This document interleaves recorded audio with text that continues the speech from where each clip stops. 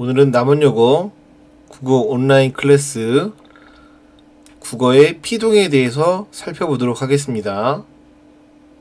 자, 먼저 피동의 개념부터 살펴보도록 하겠습니다. 자, 피동이라고 하는 건 말이죠. 우리 국어의 문법 요소 중에 하나인데, 우리 국어의 문장을 주어가 스스로 하냐 또는 그것을 당하냐에 따라서 두 개의 표현으로 나눌 수가 있습니다. 자, 첫 번째, 주어가 특정한 동작을 자신의 힘으로 스스로 하는 것을 우리가 뭐라고 하냐면 능동표현이라고 하고요. 주어가 다른 주체에 의해서 동작을 당하는 것을 나타내는 것을 우리가 피동표현이라고 합니다. 그래서 능동과 피동은 서로 반대되는 표현이라고 할 수 있겠죠. 이쪽은 스스로 하는 거고요. 이쪽은 당하는 거니까요. 자, 예를 들어서 철수가 물고기를 잡았다라는 문장이 있으면 주어가 뭐죠? 철수죠. 그럼 철수는 본인 스스로 물고기를 잡았기 때문에 이 문장은 능동문에 해당합니다. 그런데 이 능동문을 입장을 바꾸어서 다르게 표현하는 거죠. 자, 어떻게 표현하냐면 목적어였던 물고기를 주어로 바꾸게 되면 물고기는 스스로 잡는 게 아니고 철수에게 잡는 것을 당하는 거죠. 따라서 두 문장의 기본적인 의미는 똑같지만 주체가 누구냐에 따라서 한쪽은 스스로 하는 것이 되고 한쪽은 그것을 당하는 것이 되는 거죠. 그래서 스스로 할 경우에는 이 문장이 능동문이 되는 것이고요. 이거를 입장을 바꾸어서 당하는 입장으로 바꾸게 되면 바로 그것이 피동문이 되는 것입니다. 자, 그렇다고 한다면 우리가 앞에서 높임법이나 시제에서 그 문법 범주를 실현하는 문법 요소가 있었듯이 피동문을 우리가 실현하는 문법 요소가 있죠. 자, 그 문법 요소가 뭐냐에 따라서 우리가 크게 두 가지 피동으로 나눌 수가 있습니다. 첫 번째, 단형 피동이 있고요. 이것을 다른 말로 파생적 피동이라고 하고요. 두 번째, 장형 피동, 그리고 다른 말로 이것을 통사적 피동이라고 합니다. 이렇게 두 가지로 나눠지는데요. 여기서 우리가 파생적 피동이라고 하는 것은 바로 접사를 이용해서 실현하는 것이고요. 그 다음에 두 번째, 장형 피동은 우리가 보조 용언을 통해서 실현을 합니다. 그러면 아무래도 접사를 사용하는 것이 길이가 더 짧아요. 단형 피동보다는 당연히 장형 피동이 길이가 더 짧단 말이죠. 그래서 길이가 짧기 때문에 이 피동을 우리가 단형 피동이라고 하고, 이 피동은 길이가 길기 때문에 우리가 장형 피동이라고 하는 것이죠. 자, 그러면 하나씩 살펴보도록 하겠습니다. 먼저 단형 피동은요, 능동사에 접사 이히, 리기, 되를 결합해서 피동문을 만드는 것을 의미합니다. 이때 되 같은 경우에는 서술성을 가진 체언에 접사하다가 붙은 동사는 우리가 접사하 대신에 되를 결합해서 실현합니다. 자, 하나씩 살펴보도록 하겠습니다. 먼저 이히리기를 붙여서 우리가 피동사가 되는 경우는요, 예를 들어서 단축구멍에 실에 막혔다는 문장이 있으면 원래 이 문장의 능동문은 실이 단축구멍을 막았다라는 문장이 있었을 거예요. 자, 이 경우는 실이 능동적으로 단축구멍을 막았기 때문에 얘는 능동문이 되겠죠. 자, 근데 이 문장을 어떻게 바꾸냐? 자, 이 문장을 단축구멍의 입장으로 바꾼다고 하면 단축구멍은 본인 스스로가 막는 게 아니고 막는 것을 당하는 것이겠죠. 그러면 단축구멍으로 중어를 바꾸게 되면 단축구멍이 실에 막히였다가 됩니다. 즉, 막았다라는 능동사에 히라는 접사를 붙였더니 문장이 피동문이 되는 거죠. 그래서 이때 히는 능동문을 피동문으로 바꿔주기 때문에 얘를 뭐라고 하냐면 우리가 피동접사라고 하는 것이죠.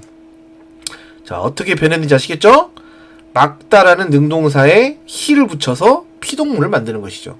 자, 이런 걸 우리가 피동접사라고 하고, 이 피동문은 접사에 의해서 실현됐기 때문에 바로 단형 피동이면서 파생적 피동이 되겠죠. 그럼 예를 들어서 우리가 이해하다를 가지고 한번 해보겠습니다. 철수가 그 문제를 이해했다 라는, 이해했다 이런 문장이 있으면요, 이해했다의 기본형은 이해하다죠. 자, 이 동사는 이해라는 명사에 하다라는 접사가 붙은 거예요. 그런데 원래 이해라고 하는 명사 자체가 서술성, 그러니까 동작성을 가지고 있는 명사예요. 그럼 이 경우에는 우리가 피동문을 만들 때 목적어인 그 문제의 입장으로 바꾸어서 주어를 바꾸게 되면 그 문제가 철수에게 또는 철수에 의해 이해됐다로 바뀌는 거예요. 즉, 하 대신에 접사인 되가 오는 것이죠. 이해됐다는 우리가 이해 플러스 돼 플러스 엇 플러스 다예요. 여기에 피동접사인 되가 쓰인 거죠. 그래서 접사하다가 붙은 말, 그리고 체언이 서술성을 가지고 있는 경우에는 이 동사를 피동사로 만들 때 체언에 되를 붙여가지고 피동사를 만든다는 것이죠. 어찌됐건 이 되도 우리가 뭘로 처리한다? 접사로 처리하고 있습니다. 따라서 이것도 접사에 의해서 실현됐기 때문에 바로 파생적 피동이 되는 것이죠. 자, 그런데 우리가 이렇게 능동문을 피동문으로 바꾸는 경우에는 문장 형태에서 바로 변화가 일어납니다.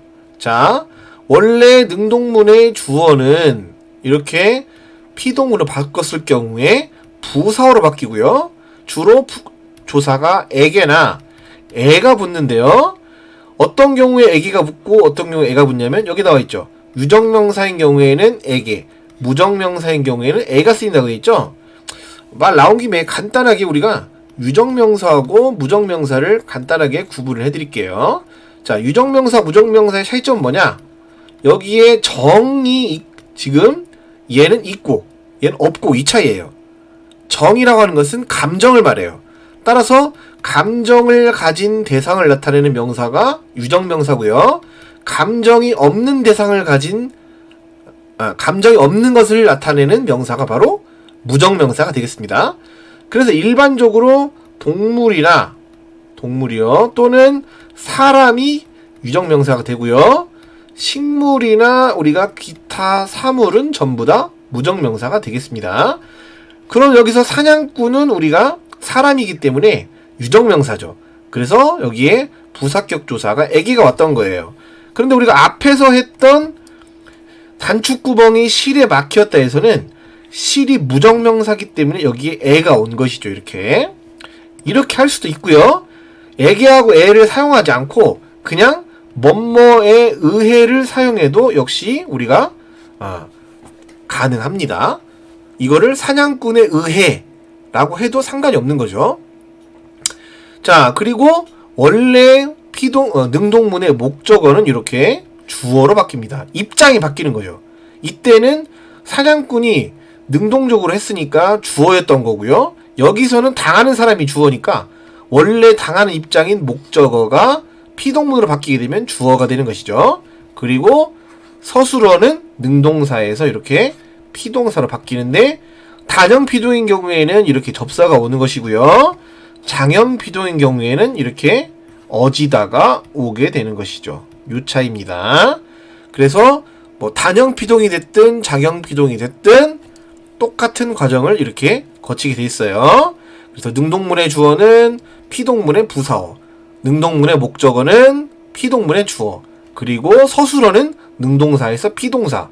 이때 피동사로 바뀔 때 접사가 쓰이면 단형 피동, 그 다음에 보조용은 어지다가 쓰이면 장형 피동이 되는 것이죠.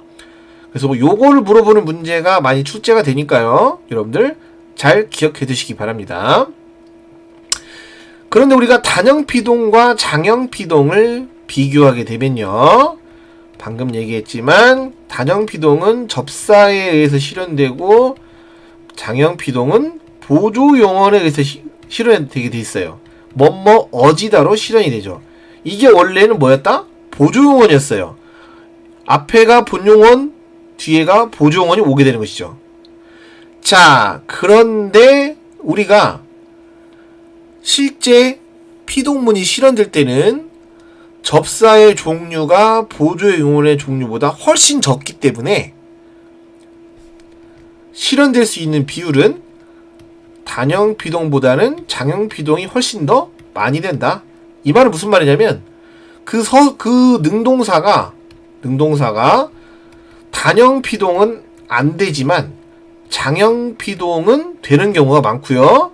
당연히 단형이 되면 장형도 된다 이 말이에요. 즉 장형 피동의 범위가 훨씬 넓다는 거죠. 그러니까 이거는 참고적으로 알아두시기 바랍니다. 그 이유는 원래 접사라는 것 자체가 붙을 수 있는 어근이 한정되어 있기 때문에 그런 거예요. 이걸 뭐라고 하냐면 우리가 분포의 제약이라고 하는데 참고적으로만 알아두세요. 중요한 거는 요겁니다. 요거는 그렇게 중요한 건 아니고 참고만 해두세요. 자, 우리가 앞에서 언급했듯이 장형피동이라고 하는 것은 우리가 보조용언을 통해서 실현되는데 원래는 두 개를 띄었어야 되죠. 어지다를 지다를 통해서 실현된다. 그런데 이게 어지다가 너무 많이 쓰이고 이게 관용적으로 널리 쓰이다 보니까 최근에는 이제 어지다가 그냥 거의 하나의 형태소인 것처럼 우리가 쓰이는 경우가 많아요. 예를 들어서 우리가 뭐 짧아지다 그러면 원래는 여기서 짧아하고 지다를 띄었어야 원칙이에요. 왜냐? 지다가 원래 보조용언이니까. 그런데 요즘에는 이 아지다를 보조용언으로 인식하지 않고 이렇게 붙여 쓰는 경우가 굉장히 많아지고 이거를 보조용언으로 거의 인식하지 않는 경우가 많아졌어요. 하지만 이걸 그래서 아예 이 보조용언이 결합한 형태를 하나의 단어로 등재하는 경우도 생겨났죠.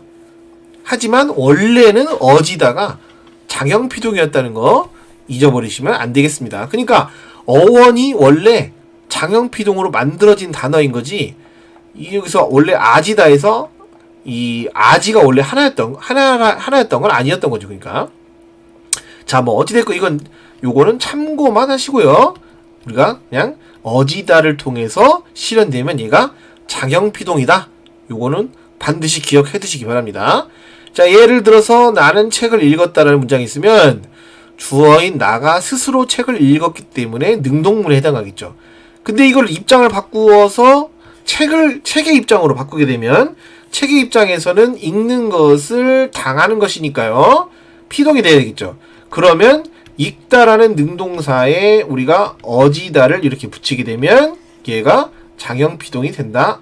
이 뜻입니다. 자, 그래서 장형피동까지 살펴봤고요. 자, 이런 피동문은 말이죠. 반드시 기억해야 되는 게 원칙적으로 피동문은 그것에 해당하는 능동문이 있어야 돼요. 자, 예를 들어서 철수가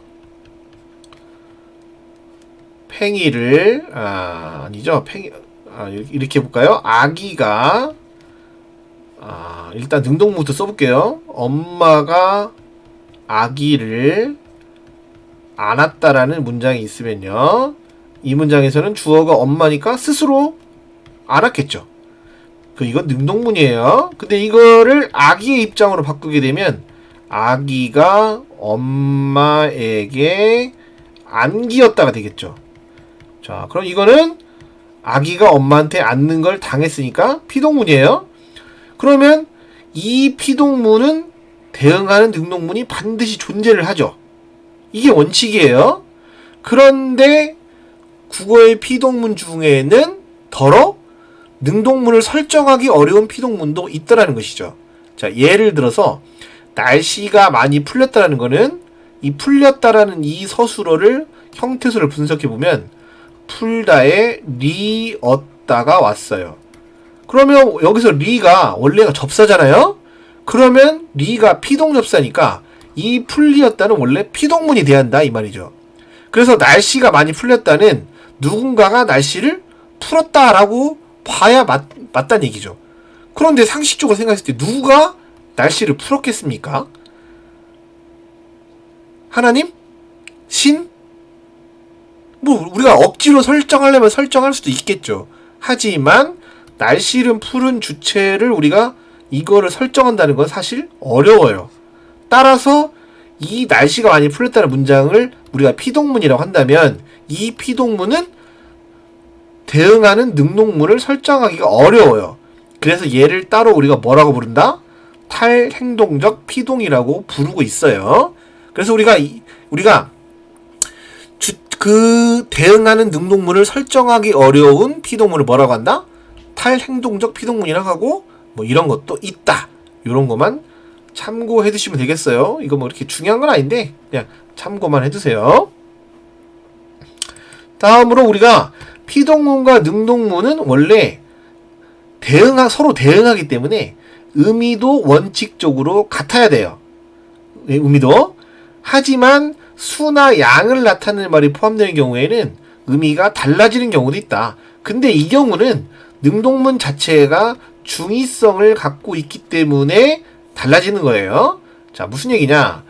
엄마가 아기를 안았다. 이 문장과 아기가 엄마에게 안겼다는 이 문장에서는 엄마가 아기를 안았다는 사실을 입장만 바꿔서 우리가 달리 표현했기 때문에 두 개의 문장의 의미가 원칙적으로는 같다고 봐야 돼요. 물론 이제 주어가 바뀌었으니까 누가 더 주체적으로 했느냐 요 차이는 있겠지만 기본적인 진리값 엄마가 아기를 안았다는 이 사실 자체는 바뀌지 않죠. 따라서 능동문과 피동문의 의미는 이렇게 원래 같아야 맞아요. 그런데 여기 보시면은 10명, 한 마리와 같은 수나 양을 나타낸 말이 포함된 경우에 이게 능동문과 피동문을 바꿨을 경우에 의미 차이가 생기는 경우도 있어요. 자, 예를 들어서 보세요. 포수 10명이 토끼 한 마리를 잡았다는 이 자체가 중의적인 문장이에요. 자, 이 문장을 포수 10명이 각각 한 마리씩 잡았다. 그러니까 10명이 각각 한 마리씩 잡았다고 한다면 포수가 잡은 토끼의 총 마리수는 10마리일 수도 있겠죠. 그런데 이거를 포수 10명이 같이 사냥을 해서 잡은 마리수가 한 마리이다. 이렇게 볼 수도 있는 거예요. 그러면 이 문장은 지금 두 개의 의미로 해석이 될 수 있겠죠. 그런데 이거를 문법적으로 피동문으로 바꾼다. 그러면 목적어가 토끼 한 마리니까 토끼 한 마리가 포수 10명에게 잡혔다라는 피동문으로 바뀌겠죠? 이렇게 되면 포수 10명에게 잡힌 토끼의 마리수는 무조건 한 마리가 되겠죠. 그러면 능동문에서는 포수가 잡은 토끼가 10마리와 한 마리 두 개로 다 해석이 가능한데 피동문에서는 한 마리로만 해석이 되니까 능동문과 피동문의 의미가 달라질 수 있습니다. 이런 건 뭐 예외에 해당하겠죠. 그리고 마지막으로 우리가 이중피동이라는 게 있어요. 이중피동. 자, 이중피동이라고 하는 것은 말 그대로 피동이 두 번 쓰인 거예요. 네, 피동이 두 번 쓰일 때 앞에서는 단형 피동이 먼저 쓰이고 여기에 장형 피동을 결합한 걸 우리가 이중 피동이라고 합니다. 쉽게 얘기해서 우리가 잡히다가 있으면요, 이게 단형 피동이죠. 근데 여기다가 또 어지다를 붙여요. 그래서 잡혀지다 이렇게 해서 피동을 두 번 쓰는 것이죠. 그러면 이 경우에는 우리가 어떻게 해석을 하냐? 일단 여러분들 조심해야 할 게 중학교 교육과정에서는 이중피동이 잘못된 게 아니다 라고 가르치고 있어요. 그런데 여러분들 고등학교의 작문이나 글쓰기죠, 또는 문법에서는 이것을 문법적으로 잘못된 표현으로 보고 있습니다. 그래서 시험 문제가 수능에서 이렇게 출제가 되냐 아니면 이렇게 출제가 되냐, 이건 우리가 알 수가 없어요.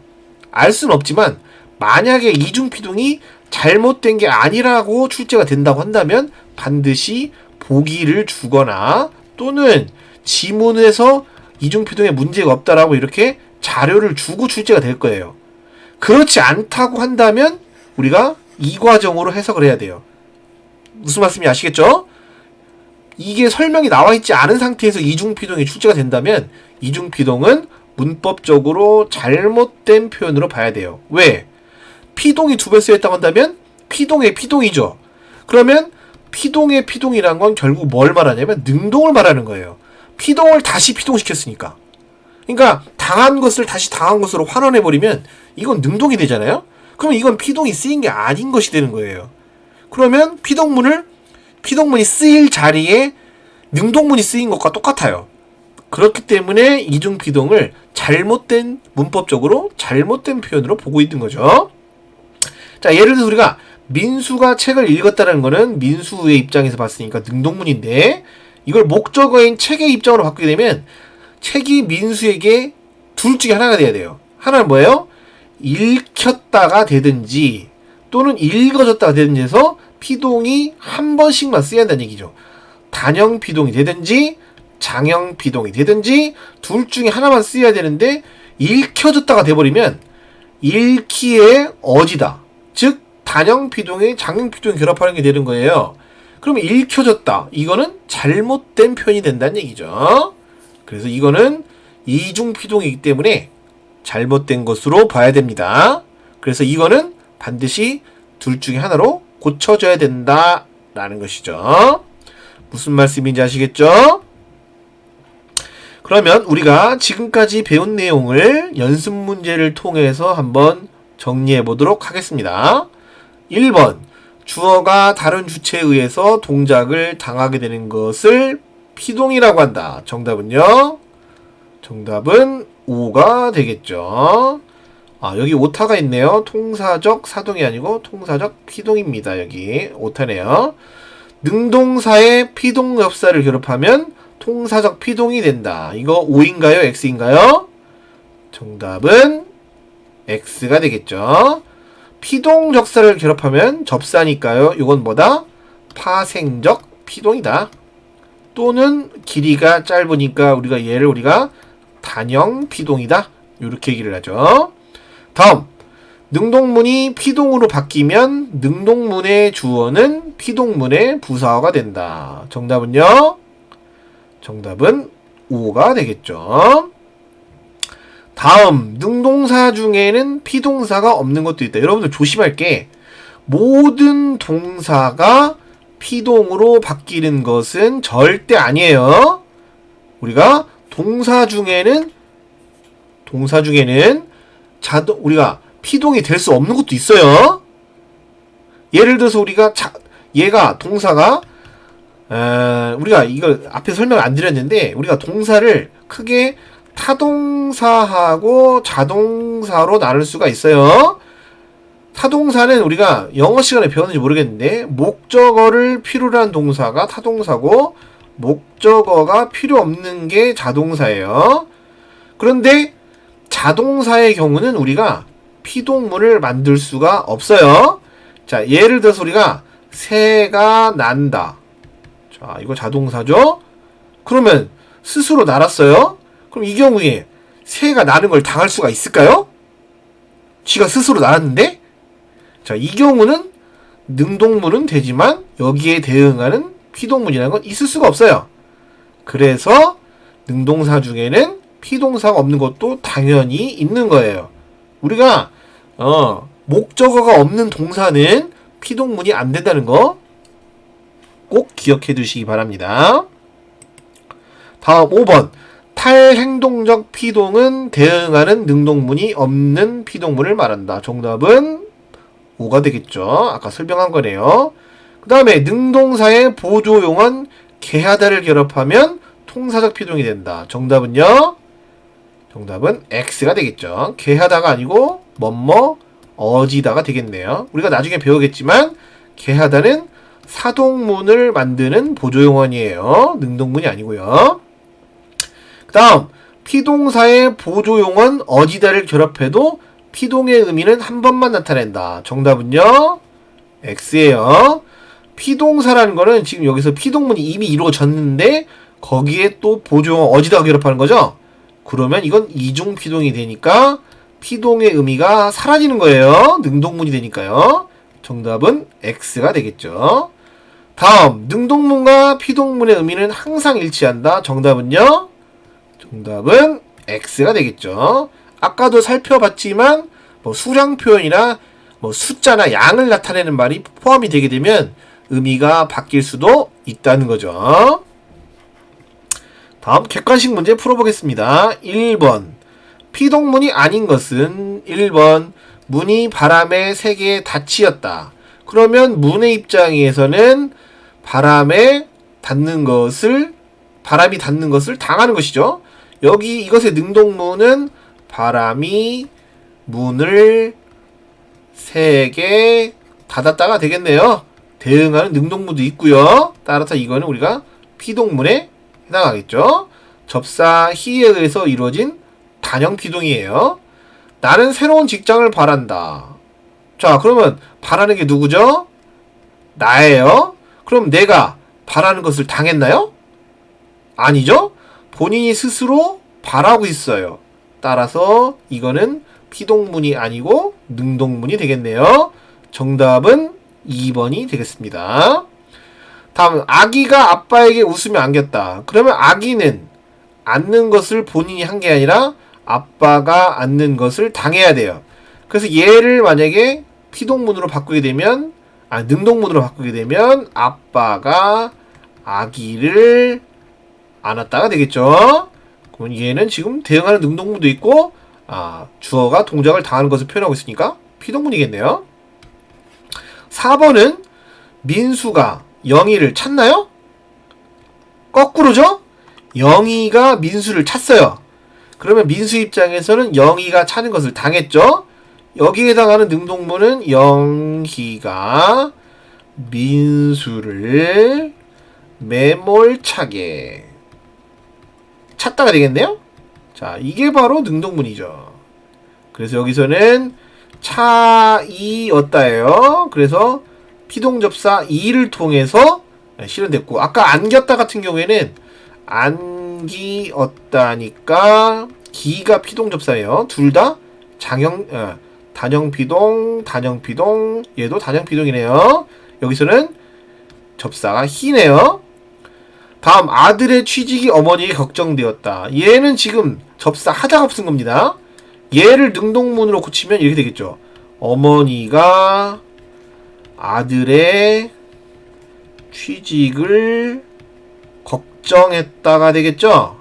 그러면 이 경우에는 서술성을 가진 걱정이란 체언에 하다가 붙었기 때문에 하 대신에 접사 되를 붙여가지고 우리가 피동을 만든 거죠. 이것도 역시 단형 피동에 해당합니다.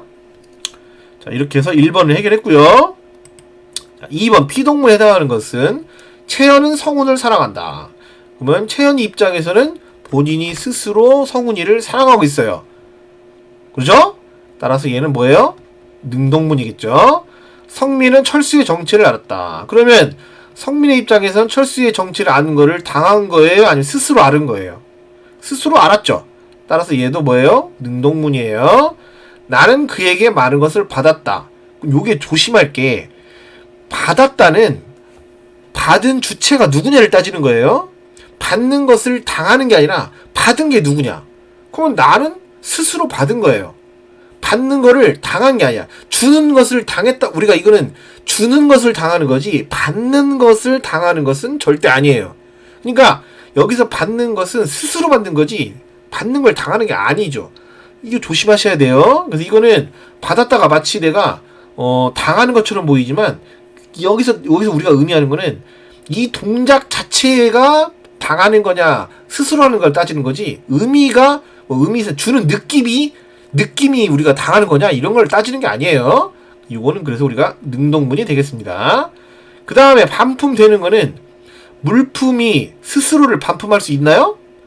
아니죠. 손님이 반품을 하는 거지 물품이 스스로를 반품하는 게 아니에요. 이거는 손님이 반품하는 걸 당하는 거죠. 자, 얘를 우리가 능동문으로 고치게 되면 손님이 물품을 반품했다가 되겠죠. 이 경우도 반품이라는 서술성을 가진 체언에 하다라는 접사를 붙여가지고 지금 능동사가 된 거예요. 근데 얘를 우리가 피동문으로 바꾸게 되면 하 대신에 되를 쓰는 거죠. 정답은 4번이 되겠네요. 보라는 강아지의 죽음을 슬퍼했다. 이것도 우리가 슬퍼하다가 스스로 슬퍼하는 거지 슬퍼하는 걸 당하는 건 절대 아니죠. 그래서 얘도 능동문이 되겠습니다.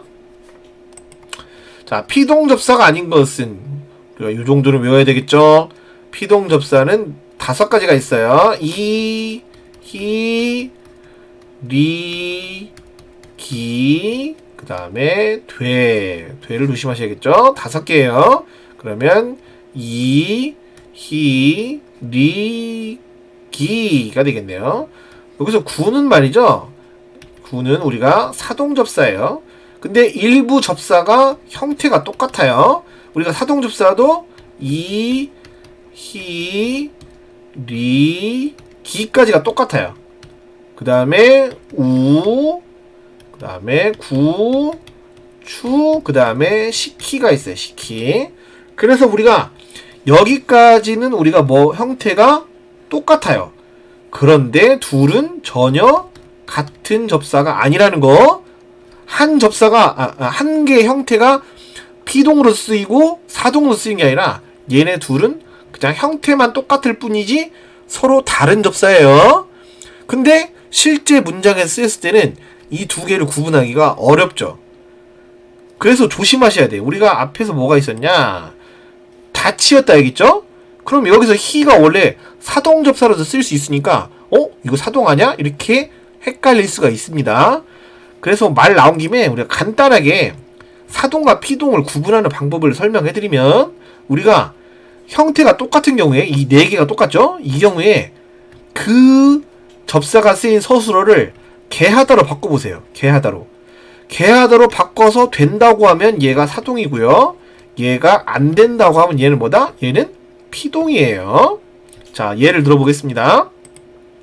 문이 바람에 세게 닫혔다. 자, 이 문장을 만약에 문이 바람에 세게 닫게 하였다 이렇게 했어요. 말이 됩니까? 안 됩니까? 문장이 말이 절대 안 되죠? 그럼 얘는 사동이 아니고 뭐다? 피동이에요. 자, 아기가 아빠에게 웃으며 안겼다를 아기가 아빠에게 웃으며 안게 했다. 그럼 아기가 아빠한테 안게 했어요? 안으라고 시켰어요? 아니죠. 아빠가 아는 거지. 아빠가 스스로 아는 거지. 아빠가 안게 하는 건 말도 안 되는 얘기죠. 그래서 얘는 뭐다? 안게 했다가 불가능한 거니까 피동이란 얘기예요. 요게 여러분들 잘만 활용하면 굉장히 쉽게 할 수 있습니다. 그래서 형태가 같은 경우에는 개하다로 바꿔봐라. 되면 사동, 안 되면 피동이에요. 자, 마지막으로 능동문을 피동문으로 만들어주는 보조용어는 뭐다? 바로 자, 뭐라고요? 이거 설명 안 했네요. 이거 4번은 하지 않겠습니다. 정답은 어디다죠. 개대다는 그냥 뺐어요. 여러분들 개대다는 시험에 출제가 안 되기 때문에. 자, 이렇게 해서 우리가 지금 피동문을 다 마무리했는데요. 마지막으로 정리해 보겠습니다. 자, 피동이라는 것은 주어가 당하는 것을 표현하는 문법 요소다. 피동을 실현하는 방법은 2가지가 있다. 단형, 장형. 우리가 단형은 우리가 파생적 피동이라고 해요. 그 다음에 장형은 우리가 통사적 피동이라고 하는데, 단형 피동을 실현하는 것은 접사 5가지 이, 히, 리, 기 되고요. 장형 피동은 어디다를 통해 실현된다. 그 다음에 능동문을 피동문으로 바꿀 때에는 능동문의 주어가 부사어가 되고 목적어는 주어가 되고 그 다음에 능동사는 피동사가 된다.